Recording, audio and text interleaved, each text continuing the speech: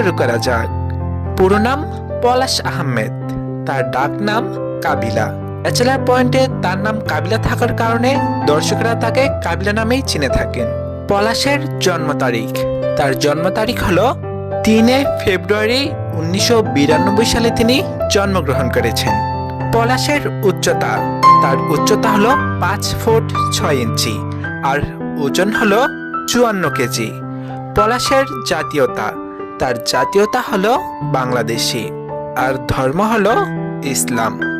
পলাশের জন্মস্থান, তার জন্মস্থান হলো নোয়াখালী, এমনকি তিনি নোয়াখালীর জেলার ছেলে।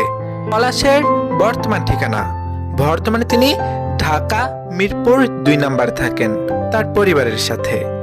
পলাশের পরিবারের সদস্য, তার পরিবারে রয়েছেন তার বাবা, তার মা, তিনি, তার ছোট একটি ভাই আছেন, তার ছোট একটি